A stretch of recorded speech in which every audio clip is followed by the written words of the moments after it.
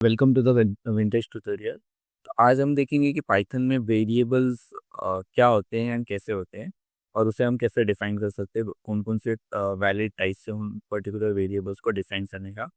सो यहाँ पे मैं पाइथन का इनबिल्ट आईडी यूज़ करने वाला हूँ और यहाँ पे मैंने सिंपली वेरिएबल ऐसा मेंशन किया है। ठीक है, तो अभी देखो हमारे पास है ना, एक्चुअली हम वेरिएबल को डिफाइन कैसे कर सकते हैं उसके एक कुछ रूल्स है।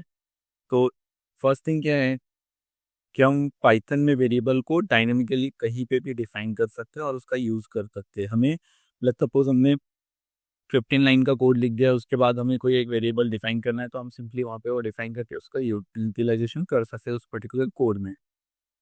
यहाँ पे अभी देख सकते हैं हम कि वेरिएबल जो है एक शॉर्ट नेम है या फिर डिस्क्रिप्टिव नेम है जो कि हम यूज़ कर सकते हैं। मीन्स हम A B C D F Z तक हम कोई भी एक नेम को या कैरेक्टर को यूज़ कर सकते हैं उसके अंदर, या फिर उसे हम एज अ वेरिएबल ट्रीट कर सकते हैं, या फिर हम कोई स्पेसिफिक नेम दे सकते हैं, या फिर कोई लॉन्ग नेम भी हम उसे दे सकते हैं।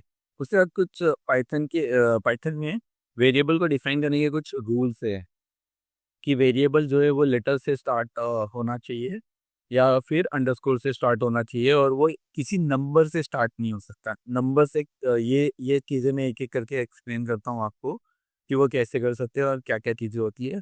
उसके बाद अभी यहाँ पे आप देख सकते हो कि हमने मेंशन किया है कि ए टू जेड या 0 to 9 या फिर अंडरस्कोर, ये तीन कॉम्बिनेशन ही हमारे पर्टिकुलर वेरिएबल में होनी चाहिए। उसके अलावा हमारा जो वेरिएबल होता है वो बहुत ही केस सेंसिटिव होता है। मतलब आप अगर समझ लो हम बिग लिख रहे हैं, ठीक है, बिग में ये तीनों के तीनों स्मॉल केस में है। स्मॉल केस मतलब अपर कैरेक्टर और अपर केस और लोअर केस जैसे दो है, तो ये स्मॉल केस में है यहाँ पे। अगर ये जो सेकंड हमारा बिग लिखा है हमने, इसमें हमने फर्स्ट कैरेक्टर को कैप्स में लिखा है या फिर कैपिटल में लिखा है, हम ऐसा बोल सकते हैं। तो ये जो दोनों है, ये दोनों variable as a different treat होंगे हमारे प्रोग्राम में। ठीक है, सो इस चीज़ का हमें बहुत ही ध्यान रखना है। कोई भी वेरिएबल हम डिफाइन कर रहे हैं उसका कैरेक्टर का केस कौन सा है, वो चीज़ें बहुत इंपॉर्टेंट होती है हमारे केस में। फिर उसके बाद में a variable name can not be a Python keyword.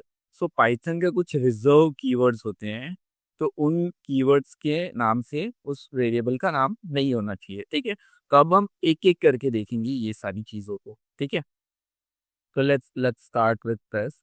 तो फर्स्ट हम क्या करेंगे कि हम एक ए ए इक्वल टू 5 करके हमने लिख दिया। ठीक है, तो ये जो ए है हमारा, ये एक वेरिएबल है। इसे हम ऐसा भी लिख सकते हैं, num. Okay, num equal to 5। सो ये 5 भी हमारा क्या है, वेरिएबल है। तो ये हम सिंपली एक बोल सकते हैं कि ए इक्वल टू 5 हमारा एक वेरिएबल हो गया, नम इक्वल टू 5 हमारा वेरिएबल हुआ। तो यहाँ पे ये जो नम है ये हमारे वेरिएबल का नेम है, ये वैलिड वेरिएबल पे। ओके, अब मैंने अगर ऐसा कोई वेरिएबल लिखा, ओके, और अब मैं ट्राई करूंगा कि ये वेरिएबल रन हो जाए, तो आप देखना आपको एरर मिलेगा यहाँ पे। ठीक है, मैंने अभी इसे जस्ट सेव कर रहा हूँ मैं इसे, तो मैं अभी टाइमिंग के लिए इसे डेस्कटॉप पे ही सेव कर देता हूँ। ठीक है, मैंने इसे सेव कर दिया। अब मैं इसे जस्ट रन करके देखता हूँ। रन मॉड्यूल, रन करने के बाद यहाँ पे उसने सिंपली थ्रो किया इनवैलिड सिंटैक्स एरर, और यहाँ पे उसने हाईलाइट किया कि 2n। तो यहाँ पे हमने वेरिएबल को इनिशियलाइज किया है इंटीजर नंबर से, इसलिए वो हमें एरर थ्रो कर रहा है। अब हम क्या करेंगे, इस पर्टिकुलर इंटीजर 2 को हम हटा देते हैं, उसके जगह पे हम यहाँ पे लेट्स सपोज कुछ अंडरस्कोर लगा देते हैं। ठीक है, अब देखते हैं हम कि ये अंडरस्कोर करेक्ट हमारा बताता है या नहीं। ठीक है, तो अभी मैंने F5 यूज़ किया है यहाँ पे, और यहाँ पे आप देख सकते हो कि ये रन होके यहाँ पे उसने 5 को प्रिंट कर दिया है। ठीक है, इस पर्टिकुलर कोड के लिए आप यहाँ देख सकते हो कि इससे इसका जो आउटपुट आया है वो 5 यहाँ पे आ गया है, और हमने इसे नम को 5 ही वैल्यू असाइन की है। ठीक है, तो इस हिसाब से हम कोई भी वेरिएबल को डिफाइन कर सकते हैं। हमें खाली ये ध्यान रखना है कि वेरिएबल जो है उसमें हम नंबर रख सकते हैं या फिर कैरेक्टर्स रख सकते हैं, लेकिन नंबर से स्टार्ट नहीं होना चाहिए। अभी ये नम 12 भी अगर हम लिखते हैं तो this is a valid variable, लेकिन स्टार्ट में हमें नंबर्स नहीं रखने हैं। अगर आप इसको देखना चाहते हो तो हम इसको भी एक बार टेस्ट कर लेते हैं। नम 12 हमने लिखा है, अंडरस्कोर नम 12, ये भी करेक्ट है या नहीं वो हम सिंपली देख लेंगे। तो यहाँ पे अभी हमें देखना होगा ये आउटपुट है, देखो यहाँ पे इतने आउटपुट 5 दे दिया, मीन ये भी हमारा वैलिड वेरिएबल का नाम है। ठीक है, तो ये हमारा पहली चीज़ है जो हम कभी भी वेरिएबल का या फिर पाइथन की प्रोग्रामिंग की स्टार्ट करते हैं तो ये सारी चीज़ों का हमें बहुत ही ध्यान देना होता है। सेकेंड थिंग हम ये देखेंगे कि वेरिएबल को कुछ अलग तरीकों से भी हम डिफाइन कर सकते हैं। ठीक है, तो वो कौन-कौन से तरीके हैं जिससे हम वेरिएबल को डिफाइन करते हैं, जैसे कैमल केस होता है, पास्कल होता है, स्नेक केस होता है। तो ये सारी चीज़ें हमें इम्पोर्टेंट कब होती है कि जब हम एक्चुअल प्रोडक्शन लेवल की प्रोग्रामिंग जब हम करते हैं किसी ऑर्गेनाइजेशन में या कहीं हम काम करते हैं, या फिर हमें एक कुछ अट्रैक्टिव कोड बनाना है जो कि देखने के बाद भी ईज़िली अंडरस्टैंड हो जाए, हमें ईज़िली समझ में आ जाए कि या ये क्लास है, ये मॉड्यूल है, ये फंक्शन है या फिर ये कुछ वेरिएबल है, उस हिसाब से अगर हमें इजीली आइडेंटिफाई करना है तो हमें ये सारी चीज़ें फॉलो करनी होती है और ये एक स्टैंडर्ड प्रैक्टिस भी है बोल सकते हैं आप।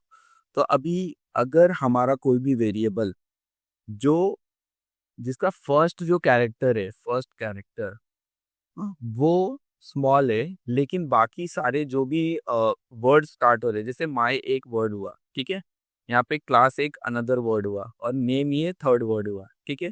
तो अब यहाँ पे हमारा जो कैमन केस है, इसमें क्या होता है, जो हमारा फर्स्ट वर्ड है उसका फर्स्ट कैरेक्टर कैपिटल नहीं होता है। बाकी रिमेनिंग जो हमारे वर्ड्स है उनके फर्स्ट लेटर जो है वो कैपिटल हम रखते हैं और ये हमारा वेरिएबल का नाम हो जाता है। माय कैपिटल सी के साथ में class and N capital name. ठीक है, तो ये हमारा कैमल केस हुआ। सेम चीज पार्कल केस में होती है, एक्सेप्ट कि यहाँ पे जो फर्स्ट हमारा वर्ड है माय, वो माय में हमारा एम जो है वो भी कैपिटल रहता है, मतलब फर्स्ट कैरेक्टर भी कैपिटल होता है। थर्ड होता है हमारा स्नेक केस। स्नेक केस में क्या होता है, हमारा जो भी हमारे एक मतलब वर्ड्स है, उन डिफरेंट वर्ड्स को हम एक कंबाइन करके सबको स्मॉल करके उन्हें अंडरस्कोर से ज्वाइन कर देते हैं, तो ये होता है हमारा स्नेक केस। तो ये सारी चीज़ें हम बहुत यूज़ करते हैं और हमारे प्रोडक्शन लेवल प्रोग्रामिंग में।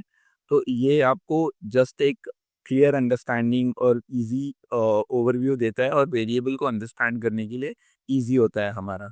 ठीक है, तो इसी के साथ हम ये हमारा वेरिएबल वाला चैप्टर एंड करते हैं। और इसमें अगर आपको कोई भी डाउट या कोई भी क्वेश्चन हो तो आप कमेंट सेक्शन में मेंशन कर सकते हैं। मैं उसके ऊपर जल्द से जल्द एक नया वीडियो बना के उसका क्लैरिफिकेशन देने का ट्राई करूंगा और अगर वो स्पॉन्स रहेगा तो मैं कमेंट सेक्शन में उसका जल्द से जल्द आंसर दे दूंगा। Thank you.